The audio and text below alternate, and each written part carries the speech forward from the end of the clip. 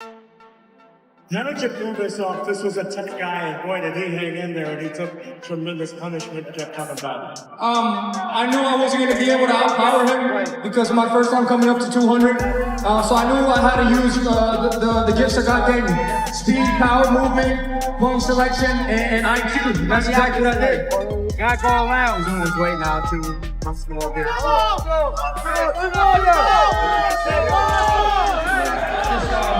just want to get him out.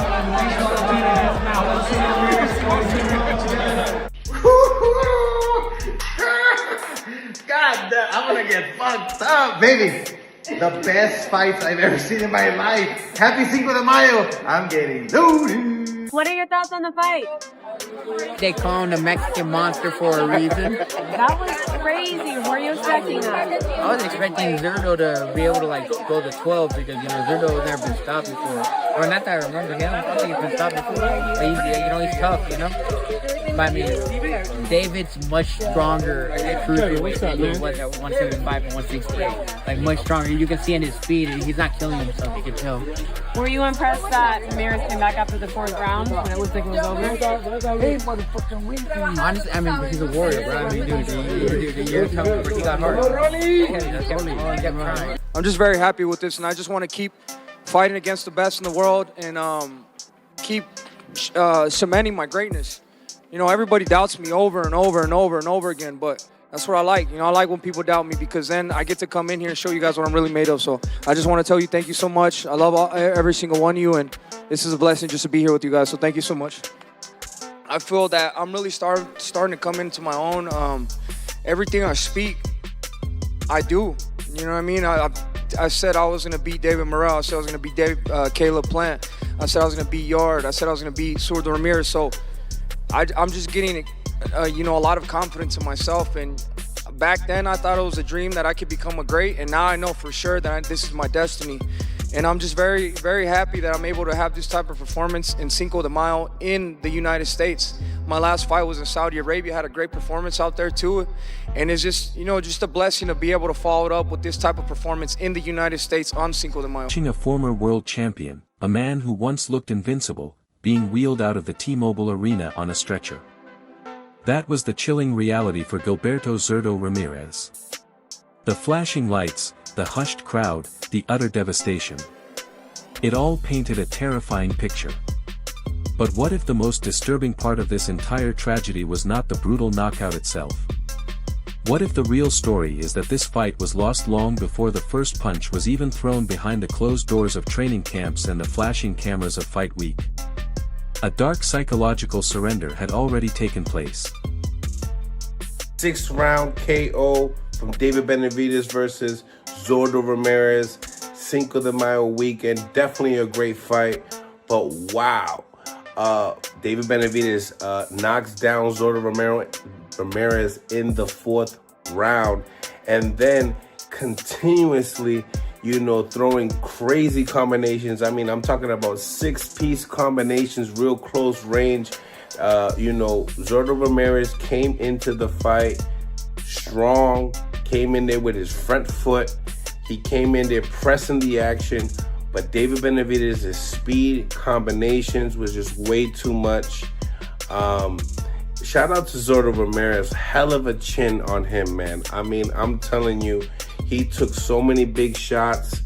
David Benavidez ended up closing his eye, and he really just couldn't take any more. But big shout outs to, Jaime Munguia as well, beating Resendiz for the WBA title. And now you have David Benavidez, a 3-division champion. I mean, what's next? We seen Canelo Alvarez in the building for Jaime Munguia, but was nowhere to be found on the main event. David Benavidez called him out, let everybody know, listening to fans, do you want this fight? He's calling out Monstro. The fans are calling out Monstro. It was definitely... Days before stepping into the ring with the most feared man in the sport, a shocking confession slipped through the cracks. During routine fight media scrums, athletes usually project unshakable confidence, practically radiating invincibility. Instead, Ramirez dropped a bombshell that sent shock waves through the industry. He casually mentioned he might only have 1 or 2 fights left in him. I know that you mentioned you are thinking of only fighting 2 more times. With that being said, what is your really dream matchup in the sport of boxing before you retire? I don't know. Let's find out. But I have this Saturday, this coming fight Saturday, and then who knows? Yeah. And lastly, what can fans expect Saturday night, and what do you really want your legacy to be when it's all said and done one day? They have to expect a war. It will be a war this fight, and I will raise my hand with my belt for the winner. What about the legacy? My legacy, I already have legacy, and probably I will do more. Uttering the word retirement while staring down the barrel of a Cinco de Mayo showdown is professional suicide. You do not walk into a war zone wondering what beach you will relax on next month. That mental edge, the absolute necessity for survival at the elite level, had completely evaporated. He was openly negotiating his exit strategy while pretending to prepare for battle. That David Benavidez beat Gilberto Ramirez tonight. You know, Terrence versus Canelo, that was his own masterclass. Shakur versus Tio, you know, Inoue beat Nakatani, Usyk and Fury, all really good performances, don't get me wrong, but that's what the fuck I'm talking about. What David Benavidez just did to Gilberto Ramirez. I said in the breakdown after the weigh-in that yesterday, expect some James Toney-like stuff from David Benavidez. I didn't think he'd dispatch of him in 6 rounds. This was his best performance yet. I think the pacing he had in this fight was brilliant. Knowing he was up in weight, he didn't throw too many punches too early, and he relied on his defense a lot. Did some good James Toney-like defense, paced himself, found his jab, and then the hand speed ringside was absolutely insane. I mean, he's one of the fastest fighters in boxing of any weight class, but to have hand speed like that at 200 pounds, the dexterity on the punches, he hurts Zurdo by switching southpaw in the 4th round, hits him with a straight left hand, then follows it up with ridiculous combinations. I mean, electrifying stuff, you know, like Sugar Ray Leonard, Oscar De La Hoya type fucking combinations. And eventually drops him with a right hand, hitting him with every punch in the book. The left hook in the inside was money, and just puts together some beautiful offense. He is one of the most offensive. The contrast between the two camps could not have been more glaring. While his opponent was sharpening his tools with violent intent, Ramirez was looking past the ropes, visualizing a quiet life away from the heavy bags and the grueling sparring sessions. That subtle shift in focus is all it takes for a world-class athlete to turn into a walking target. And the fans like what they came to see. So, you know, there was a lot of talk this week about, is he really a real Mexican and all that stuff. Look, Julio Cesar Chavez was on the fence about it when I asked him back in Thursday after the press conference. I don't think he's on the fence now. He hugged David Benavidez in the ring right after the fight. So this kid has a chance, this man has a chance to be the best Mexican-American fighter since Oscar De La Hoya. He's that good. He has that kind of scintillating hand speed like Oscar had in combination punching. But Zurdo, he tried to give, and I said before the fight, Zurdo was accepting his role as a supporting actor, and that's exactly what he did in this fight. He tried to give David his own medicine in rounds 2 and 3 and had some success doing it. He gave David some of his own medicine. He pressured him, he pressed him as the bigger man, tried to take away some of his range, but unfortunately for him, David Benavidez is an excellent inside fighter.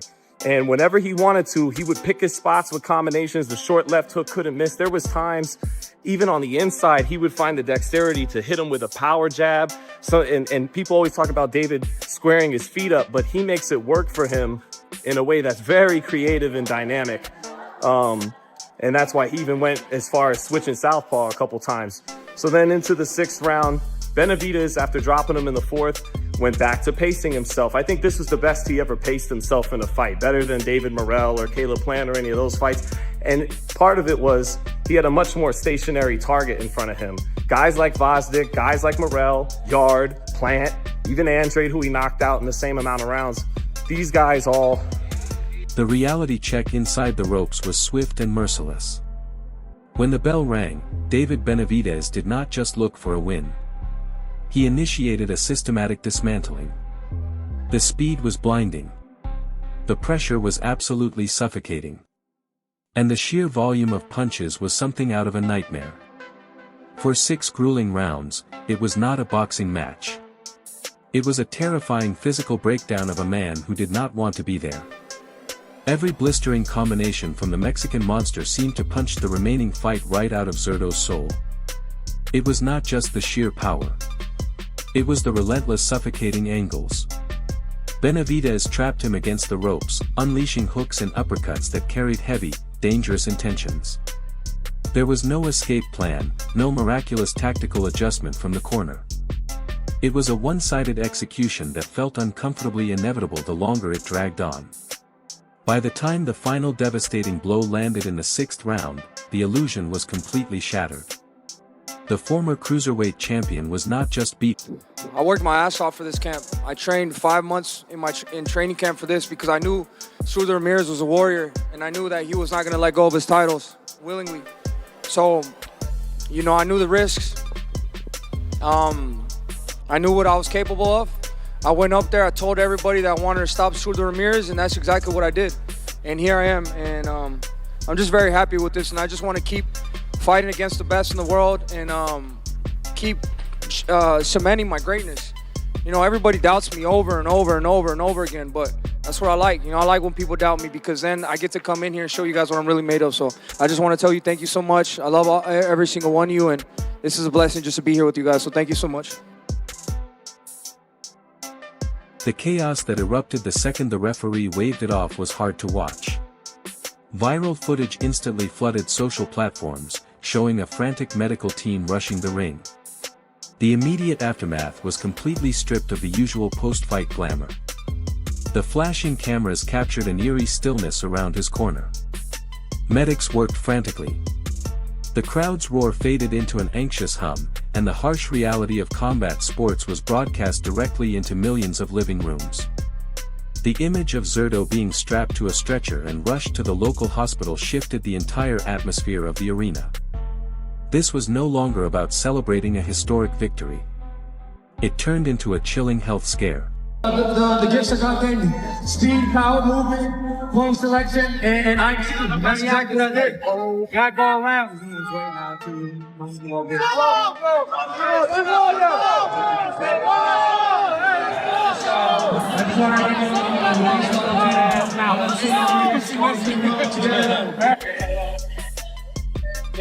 Zurdo, ¿estás bien? Zurdo, ¿todo bien? Está bien, no mames, no. Start moving back, moving back.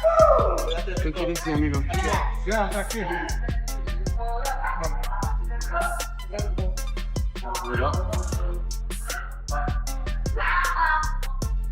Just head up, don't. Fans watched in silence as the grim reality of the fight game laid bare before them. It is one thing to lose your belt, but it is an entirely different level of terror when your body simply gives out under the crushing weight of a younger, hungrier killer. Benavidez. David Benavidez is fucking special. David Benavidez is everything you want in a fighter. You talking speed, aggression, defense. And think about his defense, right? He's not moving around the ring. He stands right there in front of you. And he's willing to take a shot. He's gonna block some shot, but he's willing to take a shot. And he's gonna shoot his load every time. Combinations, power, just utter savagery. Oh my God, this guy is so special. Such a beautiful fighter to watch. It's like watching Picasso. The ring is this man's canvas. What he just did to Zurdo Ramirez was special. But if you watch Zurdo throughout his career, you knew what was going to happen. Like, if you really watched the two fighters, you knew what was going to happen. I never rated Zurdo that high. Respectable fighter. But I never thought he was that good. Resume was a little inflated. You look at his resume, like, as far as top guys or names, like, who did he really fight? What does he really bring to the table? You watch Benavidez, you know, you see it. You see who he fought. You see what he does to fighters. I say that to say, if you watch these two, you knew what the outcome was. And it proved to be true. David fucking Benavidez. Take a bow, young man. Take a bow. The hardcore boxing community saw this bloodbath coming from a mile away. Look through the forums and fight threads from the days leading up to the bout. Fans were absolutely ruthless, tearing apart that pre-fight interview. The writing was on the wall, etched in bold letters. Comments relentlessly urged gamblers to bet the house on Benavidez, pointing out that any fighter talking about the end of the road is doomed before they make the walk. They recognized the unspoken truth that bringing up life after boxing is the ultimate red flag. It is a chilling phenomenon when thousands of strangers can diagnose a fighter's compromised psychology through a single phone screen. The internet did not just predict a loss. They predicted a massacre, proving the audience knew the fighter's mind better than his own corner did. Look, I mean, that's the way I called it, is the buzzsaw of Benavidez, punches and bunches. And the only shot that Zurdo had was kind of, throw a punch right in the center. So obviously the speed was too much. Benavidez was too much. The monster's here for a long time. So very proud of him. But the whole night from top to bottom was excellent. Probably one of the best cards we've ever put. Absolutely. What do you think is next for Benavidez? What would you like to see? I thought we couldn't hear back here, but maybe he was talking about B-ball. Is that something that looks like is coming up next? He's got many options. He's got many options. So I think right now he is the man at that weight class. So whoever's going to fight him has to wait in line, because there's several fighters like B-ball, like, all the top guys. So including, just all the world champions. But Benavidez. All right, everyone, stay tuned for the latest in boxing news, highlights, events, and stories. Subscribe to Fight Trends and turn on notifications so you never miss an update. Be sure to watch our other videos too. Until next time, take care and stay safe.